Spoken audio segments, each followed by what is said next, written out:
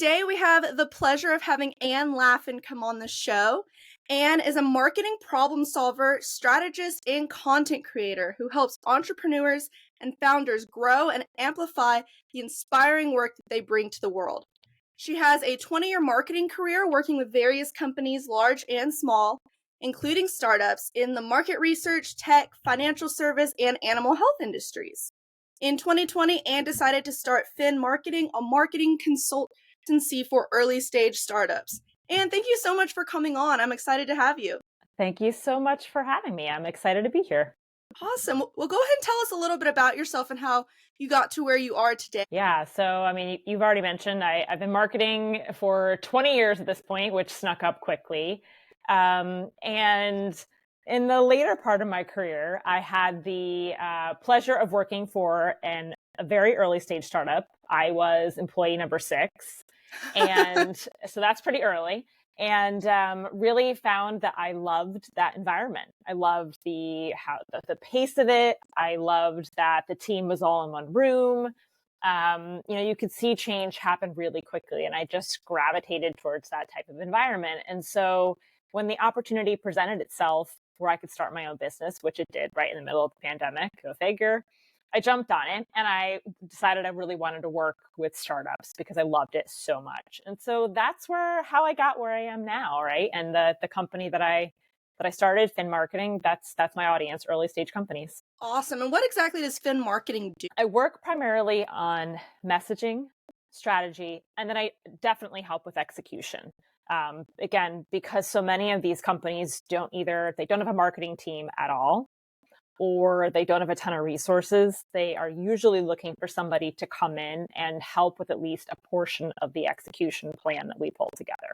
So, yeah, that's awesome. Very true. I know when I've worked with some smaller companies too, and the marketing segment can always be something that's a struggle because you look at other companies whose marketing strategies are so grand and think you have to live up to that. I don't have the resources to do it. It's like, there are other ways to do it, So 100%.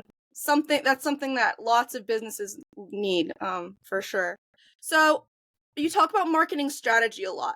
Why is marketing strategy so important? Why do we need that? Why can't we just fly by the seat of our pants? So, I guess you can, is the short answer, but here's why it's important, right? I see strategy as the container. So let's say you wanted to have some ice cream, right?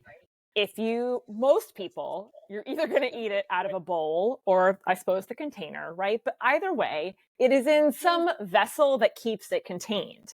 You usually wouldn't just dump it onto the counter and just eat it off the counter. It melts everywhere. It makes a mess. It doesn't really look like ice cream anymore. If you don't have a strategy for your marketing, that's kind of the situation you find yourself in, where everything is just sort of a mess. It's scattered all over the place. It maybe doesn't really even look like marketing anymore because there's nothing to hold it together. So the strategy provides that frame for all your tactics to kind of be built upon. So that's why it really is so important. No, that's definitely key. Sometimes if you don't have a plan, you're planning to fail and you're planning to not succeed in that aspect. So you have to have some sort of structure. So what does a marketing strategy actually look like? What components do you need to take in when trying to figure out what even is a marketing strategy? Yeah, there's a couple things that I look at. And actually, before I get to the marketing strategy, I actually start with what are we trying to accomplish as a company? Yes. So what's the overall business goal, right? What's the North Star? And I start there. And then the marketing strategy should feed into how we're going to accomplish that business goal. So I might look at and see, okay, well, we know what the business goal is. Now, do we know who our audience is?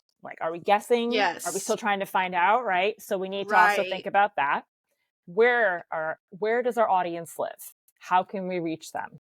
What kind of resources do we have to actually reach them? So whether it's human capital or actual cash, right? What do we have to get there? And then I'd pull together a plan of, well, given these circumstances, we need to either bring in X number of leads, or we need to be in X number of channels, or produce X number of content to help get us to this overall business goal. So that strategy usually, to me, gets pulled together in a plan. And that's our guide for how we're going to execute over the course of 3 months, 6 months, a year. No, that's so good. And that's one thing we talk a lot about digital journey is who is your target audience? Because, small businesses, entrepreneurs are normally very creative and have a goal that they want to help someone with. And it might be like, I want to promote this product because it helps people. And it's like, well, if you're aiming to target everyone, you're not going to fulfill your potential. Right. You need to narrow it down to what type of people are you trying to reach? Where are they on? I have so Yep. many people since I focus on social media who come on and say, all right, do I need to be on every platform? And I'm like, no, Yeah. I'm not even on every platform. And that's why Yep. having that strategy is so important, because otherwise you can be doing so many different things at once that none of them are going to be extremely good and like healthy. Yep.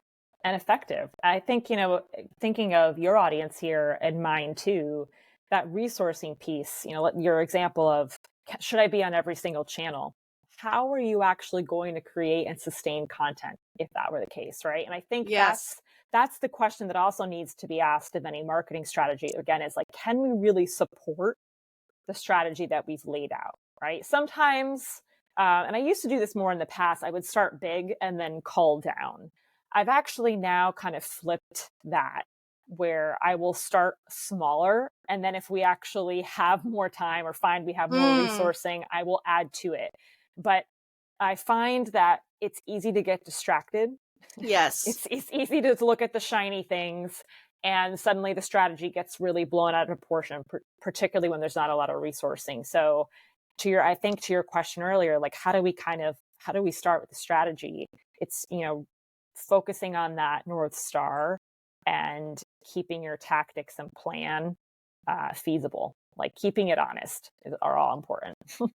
Yeah, no, that's very valuable, and something that, if you want to succeed and thrive, and if you want to not waste your time, it's important to have all of those things. And one thing I want to move on and talk about is, I think a lot of times when people think about marketing and social media, we can get the wrong idea and think it's just us telling our message, and we just have to produce content and then something magical will happen. And we forget that, social media was created for that interaction, Right. and it was created to have that connection. So you talk some about messaging. What role does messaging play in a marketing strategy? Is it important to message other people, or should you just hope that they enjoy your content enough and kind of message you? How does that? Yeah, I mean, I think that social media, like it's in the name, is to be social, right? Yes. It's not to, hopefully you're not talking at someone, Yes. something all the time. There should be, and right now in my head, I'm actually thinking of LinkedIn. It's where I do the bulk of my own marketing. It's where I would suggest a lot of businesses do some of their social media outreach, because it's a really good channel for engaging, for being social, for Mm, sending messages, right? It's sort of yes. built for exactly that. So while I do think there should be, the way that you message, again, using LinkedIn as an example here, needs to also be done strategically. I get Hmm. really frustrated when I get just these blanket cold outreach that have nothing Yes. to do with me, that are clearly automated. Like, I get it. I understand why they're happening, but I don't even respond. Hmm. That's not like it doesn't, I just kind of glaze over, no effect on me. So I would Yes. say, if you're going to message people, whether that's through on the feed or directly, make sure there's a reason for your outreach. And more often than not, my best connections have occurred when I'm just asking for a chat. Like, it has nothing to do with Yes. selling. It has nothing to do with trying to, it's just about connection and networking. And I find, again, like, these channels are made for being social. Yes, there are times and a time and a place to highlight your product, highlight your service, but messaging is, it's a vital part of the strategy when done properly. No, I definitely agree. When I get a message from someone and it's like, "Oh, I noticed that you do podcasting. Do you want me to level you up to 250,000 followers?" And that's Yeah. the first thing they send. I'm like, "No. Yeah. No, thank you. Bye." And I just delete them and I move on. But then I've had other people message me who might be in marketing also and say, "Hey, not trying to sell you anything. I'd really just like to chat." And that's Yeah. where some of my strongest connections have come from, of Yep. them being able to refer me to people, or me referring them, or having them come on as guest speakers. And just Right. building that genuine connection without expecting a sale is so valuable. 100% agree. It really is. It's key. I think the more time I spend as a solopreneur, the more I realize how valuable that networking skill and your network is. So I agree. Yeah, definitely. It's something that's interesting to process through when you're creating content and figuring out, how much of it should be sales, how much of it should be informational. One thing we like to focus on is like who, take the people you're reaching as a person. Don't think of Hmm. them as a number. Right. Don't think of them as a future profit. Like, these are individual people. Hmm. And we crave human connection so much that when we go on social media and we see a company or a solo entrepreneur who, you're like, oh my goodness, you actually care about me. Right. You're asking questions, not questions that are going to set you up for a sale, but because you care about me. Right. That's how you create those connections and that trust that might end up at a sale later, and it might not.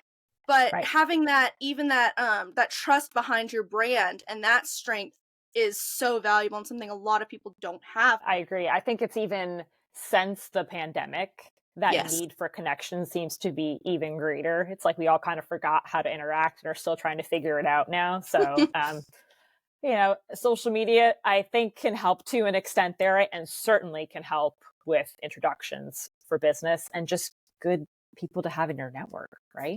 It's great.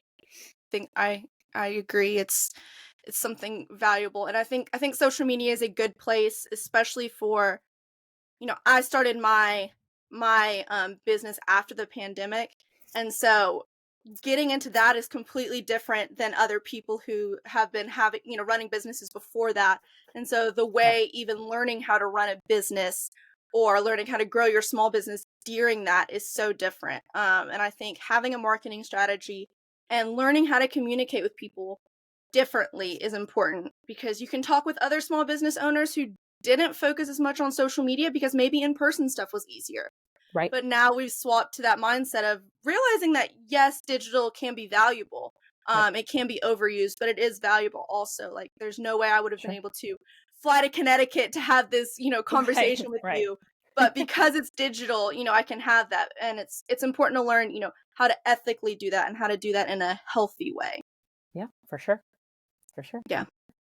Well, thank you so much for coming on, Anne. This was a pleasure to hear more about marketing strategy and, why it's needed and why everyone, it's important, especially for small businesses and entrepreneurs, to have that strategy. So, where can our listeners find you? Where can they reach out to you if they want to hear more about what you do? You can connect with me on LinkedIn or go to my website, finmarketingm.com. Awesome. And we'll have all of that linked below. If you're, doing yard work right now or driving, don't worry about it. Don't try to take notes. We'll go ahead and have all that linked below so that when you finish up there, you can access that. And thank you so much, Anne, for coming on. It was a pleasure having you. Thank you so much. It was a lot of fun.